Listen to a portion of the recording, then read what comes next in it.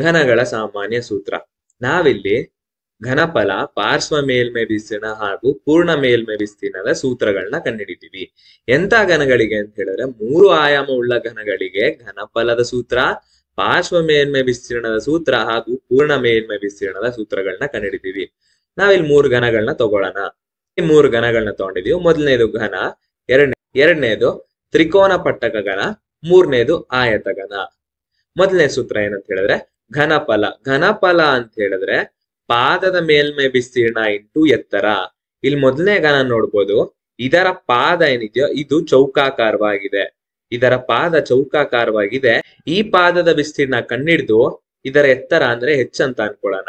ಈ ಪಾದದ ವಿಸ್ತೀರ್ಣನ ಕಣ್ಣಿಡ್ದು ಹೆಚ್ಚಿಗೆ ಗುಣಿಸಿದಾಗ ನಮಗೆ ಘನಫಲ ಅನ್ನೋದು ಸಿಗುತ್ತೆ. ಎರಡನೇದು ತ್ರಿಕೋನ ಪಟ್ಟಕ ಘನ. ಈ ಘನಕ್ಕೂ ಅಷ್ಟೇ, ಇದರ ಪಾದ ತ್ರಿಕೋನಾಕಾರವಾಗಿದೆ. ಈ ಪಾದದ ವಿಸ್ತೀರ್ಣನ ನಾವು ಕಣ್ಣಿಡ್ದು ಇದರ ಎತ್ತರಕ್ಕೆ ನಾವು ಗುಣಿಸಿದಾಗ ನಮಗೆ ತ್ರಿಕೋನ ಪಟ್ಟಕ ಘನದ ಘನಫಲ ಅನ್ನೋದು ಸಿಗುತ್ತೆ. ಮೂರನೇದು ಆಯತ ಘನ. ಆಯತ ಘನದ ಪಾದದ ವಿಸ್ತೀರ್ಣ ಏನಿದೆಯೋ ಇದನ್ನ ನಾವು ಕಣ್ಣಿಡಿದು, ಈ ಪಾದದ ವಿಸ್ತೀರ್ಣ ಕಣ್ಣಿಡಿದು ಇದರ ಎತ್ತರ ಹೆಚ್ಚಿಗೆ ನಾವು ಗುಣಿಸಿದಾಗ ನಮಗೆ ಆಯತ ಘನದ ಘನಫಲ ಅನ್ನೋದು ಸಿಗುತ್ತೆ. ಇಲ್ಲಿ ಈ 3 ಘನಗಳು ಏನಿದೆಯೋ ಇದರ ಪಾದದ ವಿಸ್ತೀರ್ಣ ಕಣ್ಣಿಡಿದು ನಾವು ಇದರ ಎತ್ತರಕ್ಕೆ ಗುಣಿಸಿದಾಗ ಆ ಘನದ ಘನಫಲ ಅನ್ನೋದು ಸಿಗುತ್ತೆ. ಎರಡನೇದು ಪಾರ್ಶ್ವ ಮೇಲ್ಮೈ ವಿಸ್ತೀರ್ಣ. ಪಾರ್ಶ್ವ ಮೇಲ್ಮೈ ವಿಸ್ತೀರ್ಣ ಅಂತ ಹೇಳಿದ್ರೆ ಸುತ್ತಳತೆಗೆ ಎತ್ತರನ ಗುಣಿಸೋದು. ಈ ಘನ ಏನಿದೆಯೋ ಇದರ ತಳಭಾಗ ಮತ್ತು ಮೇಲ್ಭಾಗ ಏನಿದೆಯೋ ಅದು ಚೌಕಾಕಾರವಾಗಿದೆ. ನಾವು ಇದನ್ನು ಹೊರತುಪಡಿಸಿ ಉಳಿದಿರುವ ಮೈ ಏನಿದೆಯೋ ಇದನ್ನ ಪಾರ್ಶ್ವ ಮೇಲ್ಮೈ ಅಂತ ಹೇಳ್ತೀವಿ. ಇದರ ಪಾದ ಏನಿದೆಯೋ ಈ ಪಾದದ ಸುತ್ತಳತೆಯನ್ನ ನಾವು ಕಂಡಿಡಿದು ಇದಕ್ಕೆ ಎತ್ತರನ ಗುಣಿಸಿದಾಗ ನಮಗೆ ಪಾರ್ಶ್ವ ಮೇಲ್ಮೈ ವಿಸ್ತೀರ್ಣ ಅನ್ನೋದು ಸಿಗುತ್ತೆ. ಅದೇ ರೀತಿ ತ್ರಿಕೋನ ಪಟ್ಟಕ ಘನ ಏನಿದೆ ಇದರಲ್ಲಿ ಈ ಪಾದ ಏನಿದೆ ಇದು ತ್ರಿಕೋನಾಕಾರವಾಗಿದೆ. ಇದನ್ನ ನಾವು ಕಂಡಿಡಿದು ಈ ಪಾದದ ಸುತ್ತಳತೆ ನಾವು ಕಂಡಿಡಿದು ಇದರ ಎತ್ತರಕ್ಕೆ ಗುಣಿಸಿದಾಗ ನಮಗೆ ಪಾರ್ಶ್ವ ಮೇಲ್ಮೈ ವಿಸ್ತೀರ್ಣ ಅನ್ನೋದು ಸಿಗುತ್ತೆ. ಅದೇ ರೀತಿ ಆಯತ ಘನದ ಪಾದದ ಸುತ್ತಳತೆಯನ್ನು ನಾವು ಕಂಡಿಡಿದು ಅದರ ಎತ್ತರಕ್ಕೆ ನಾವು ಗುಣಿಸಿದಾಗ ನಮಗೆ ಪಾರ್ಶ್ವ ಮೇಲ್ಮೈ ವಿಸ್ತೀರ್ಣ ಅನ್ನೋದು ಸಿಗುತ್ತೆ. ಮೂರನೇದೇನು ಅಂತ ಹೇಳಿದ್ರೆ ಪೂರ್ಣ ಮೇಲ್ಮೈ ವಿಸ್ತೀರ್ಣ. ಹೇಳ್ದಂಗೆ ಪಾರ್ಶ್ವ ಮೇಲ್ಮೈ ವಿಸ್ತೀರ್ಣದಲ್ಲಿ ಮೇಲ್ಭಾಗ ಮತ್ತು ತಳಭಾಗನ ಹೊರತುಪಡಿಸುತ್ತೀವಿ. ಪೂರ್ಣ ಮೇಲ್ಮೈ ವಿಸ್ತೀರ್ಣ ಅಂತ ಹೇಳಿದ್ರೆ ಅದನ್ನು ಒಳಗೂಡಿಸ್ಬೇಕು. ಪಾರ್ಶ್ವ ಮೇಲ್ಮೈ ವಿಸ್ತೀರ್ಣ ಕಂಡುಹಿಡಿದಿರ್ತೀವಿ, ಅದ್ರ ಜೊತೆ ಪಾದದ ಮೇಲ್ಮೈ ವಿಸ್ತೀರ್ಣ ಕಂಡುಹಿಡಿದು ಎರಡರ ಜೊತೆ ಗುಣಿಸಿ ಪಾರ್ಶ್ವ ಮೇಲ್ಮೈ ವಿಸ್ತೀರ್ಣಕ್ಕೆ ಕೂಡಿದಾಗ ನಮಗೆ ಪೂರ್ಣ ಮೇಲ್ಮೈ ವಿಸ್ತೀರ್ಣ ಅನ್ನೋದು ಸಿಗುತ್ತೆ. ಈಗೊಂದು ಘನ ತಗೊಂಡಿದೀವಿ.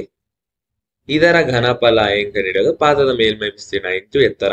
ಇಲ್ಲಿ ಎತ್ತರನ ಹೆಚ್ಚಂತ ತಗೊಂಡಿದೀವಿ. ಇಲ್ಲಿ ಈ ಘನದ ಕೆಳಭಾಗ ತ್ರಿಕೋನಾಕಾರವಾಗಿದೆ, ಅದೇ ರೀತಿ ಮೇಲ್ಭಾಗನೂ ಸಹ ತ್ರಿಕೋನಾಕಾರವಾಗಿದೆ.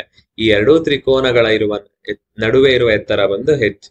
ನಾವು ಇಲ್ಲಿ ಘನಫಲ ಕಂಡುಹಿಡಿಯುವಾಗ ಈ ಪಾದದ ವಿಸ್ತೀರ್ಣ ಆದ್ರೂ ಕಂಡುಹಿಡಿಬಹುದು, ಈ ಪಾದದ ವಿಸ್ತೀರ್ಣ ಆದ್ರೂ ಕಂಡುಹಿಡಿಬಹುದು. ಇದನ್ನ ಕಂಡುಹಿಡಿದು ಎತ್ತರಕ್ಕೆ ಗುಣಿಸಿದಾಗ ನಮಗೆ ಘನಫಲ ಅನ್ನೋದು ಬರುತ್ತೆ. ಅದೇ ರೀತಿ ಪಾರ್ಶ್ವ ಮೇಲ್ಮೈ ವಿಸ್ತೀರ್ಣ ಕಂಡುಹಿಡಿಯಕ್ಕೆ ಪಾದದ ಸುತ್ತಳತೆಗೆ ಎತ್ತರನ ಗುಣಿಸೋದು.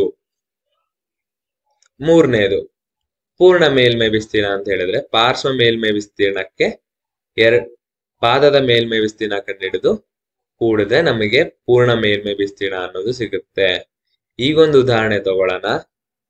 ಈ ತ್ರಿಭುಜ ಏನಿದೆಯೋ ಇದರ ಒಂದು ಬಾಹು 6 ಸೆಂಟಿಮೀಟರ್, ಇನ್ನೊಂದು ಬಾಹು 8 ಸೆಂಟಿಮೀಟರ್. ಇವೆರಡು ಇಲ್ಲಿ ಲಂಬವಾಗಿದೆ. ಮತ್ತೆ ಎರಡೂ ತ್ರಿಭುಜಗಳ ನಡುವೆ ಇರುವ ಎತ್ತರ ಬಂದು 20 ಸೆಂಟಿಮೀಟರ್. ಈ ಘನದ ಘನಫಲ, ಪಾರ್ಶ್ವ ಮೇಲ್ಮೈ ವಿಸ್ತೀರ್ಣ ಹಾಗೂ ಪೂರ್ಣ ಮೇಲ್ಮೈ ವಿಸ್ತೀರ್ಣನ ನಾವು ಕಂಡುಹಿಡಿತೀವಿ. ಮೊದಲಿಗೆ ಘನಫಲ ಅಂತ ಹೇಳಿದ್ರೆ ಪಾದದ ಮೇಲ್ಮೈ ವಿಸ್ತೀರ್ಣ ಇಂಟು ಎತ್ತರ. ಇಲ್ಲಿ ಪಾದ ತ್ರಿಭುಜಾಕಾರವಾಗಿರೋದ್ರಿಂದ ತ್ರಿಭುಜದ ವಿಸ್ತೀರ್ಣ ಇಂಟು ಎತ್ತರ. ತ್ರಿಭುಜದ ವಿಸ್ತೀರ್ಣ ಹೇಗೆ ಕಂಡುಹಿಡಿತೀವಿ? 1/2 ಇಂಟು 6 ಇಂಟು 8. ಇದಕ್ಕೆ ಎತ್ತರ ಬಂದು 20 ಸೆಂಟಿಮೀಟರ್. ಇಲ್ಲಿ 2 1 2 3 ಈಗ 8 3 ಎಷ್ಟು? 24. 24ಕ್ಕೆ 20 ಗುಣಿಸಿದಾಗ ನಮಗೆ 480 ಬರುತ್ತೆ. ಇದರ ಘನಫಲ ಬಂದು 480 ಸೆಂಟಿಮೀಟರ್ ಕ್ಯೂಬ್. ಈಗ ಪಾರ್ಶ್ವ ಮೇಲ್ಮೈ ವಿಸ್ತೀರ್ಣ. ಪಾರ್ಶ್ವ ಮೇಲ್ಮೈ ವಿಸ್ತೀರ್ಣ ಅಂತ ಹೇಳಿದ್ರೆ ಸುತ್ತಳತೆ ಇಂಟು ಎತ್ತರ. ಪಾರ್ಶ್ವ ಮೇಲ್ಮೈ ವಿಸ್ತೀರ್ಣ ಅಂತ ಹೇಳಿದ್ರೆ ಇಲ್ಲಿ ಪಾದದ ಸುತ್ತಳತೆ ಇಂಟು ಎತ್ತರ. ಈ ಪಾದದ ಸುತ್ತಳತೆ ಹೇಗೆ ಕಂಡುಹಿಡಿತೀವಿ? ಇಲ್ಲಿ 2 ಬಾಹು ಕೊಟ್ಟಿದ್ದಾರೆ, ಇನ್ನೊಂದು ಬಾಹು ಕಂಡುಹಿಡಿಬೇಕು. ಈಗ ನಾವು ಪೈಥಾಗರಸ್ನ ಪ್ರಮೇಯ ಉಪಯೋಗಿಸಿದಾಗ ಈ L² = 6² + 8² ಆಗುತ್ತೆ. 6² ಅಂದ್ರೆ 36, 8² ಅಂತ ಹೇಳಿದ್ರೆ 64. 2 ಕೂಡಿದ್ರೆ 100, 100ಕ್ಕೆ ವರ್ಗಮೂಲ ಬಂತ ಹೇಳಿದ್ರೆ 10. ಹಾಗಾಗಿ ಇದರ ಸುತ್ತಳತೆ ಏನಾಗುತ್ತೆ 6 + 8 + 10, ಎತ್ತರ ಬಂದು 20. 6 + 8 14, 14ಕ್ಕೆ 10ನ್ನ ಕೂಡಿದಾಗ 24, 24ಕ್ಕೆ 20ನ್ನ ಗುಣಿಸಿದಾಗ ನಮಗೆ 480 ಬರುತ್ತೆ. ಪಾರ್ಶ್ವ ಮೇಲ್ಮೈ ವಿಸ್ತೀರ್ಣ ಅಂದ್ರೆ 480 ಸೆಂಟಿಮೀಟರ್ ಸ್ಕ್ವೇರ್. ಅದೇ ರೀತಿ ಪೂರ್ಣ ಮೇಲ್ಮೈ ವಿಸ್ತೀರ್ಣ ಹೇಗೆ ಕಂಡುಹಿಡಿತೀವಿ? ಪಾರ್ಶ್ವ ಮೇಲ್ಮೈ ವಿಸ್ತೀರ್ಣಕ್ಕೆ 2 ಸಲ ಪಾದದ ಮೇಲ್ಮೈ ವಿಸ್ತೀರ್ಣನ ಕೂಡಬೇಕು. ಪಾರ್ಶ್ವ ಮೇಲ್ಮೈ ವಿಸ್ತೀರ್ಣ ಅಂತ ಹೇಳಿದ್ರೆ 480 ಸೆಂಟಿಮೀಟರ್ ಸ್ಕ್ವೇರ್.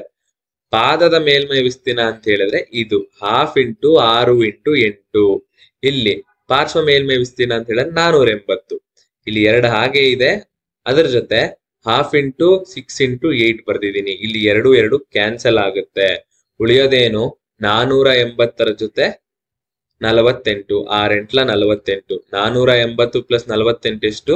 528 centimetre square. ಈ ತ್ರಿಕೋನ ಪಟ್ಟಕ ಘನದ ಘನಫಲ ಬಂದು 480 ಸೆಂಟಿಮೀಟರ್ ಕ್ಯೂಬ್. ಪಾರ್ಶ್ವ ಮೇಲ್ಮೈ ವಿಸ್ತೀರ್ಣ ಬಂದು 480 ಸೆಂಟಿಮೀಟರ್ ಸ್ಕ್ವೇರ್. ಅದೇ ರೀತಿ ಪೂರ್ಣ ಮೇಲ್ಮೈ ವಿಸ್ತೀರ್ಣ ಏನು ಅಂತ ಹೇಳಿದ್ರೆ 528 ಸೆಂಟಿಮೀಟರ್ ಸ್ಕ್ವೇರ್. ಈ ಸೂತ್ರನ ಬಳಸಿ ನಾವು ಬೇರೆ ಬೇರೆ ಘನಗಳಿಗೆ ಉತ್ತರಗಳನ್ನ ಹುಡುಕ್ತಾ ಹೋಗ್ಬೋದು.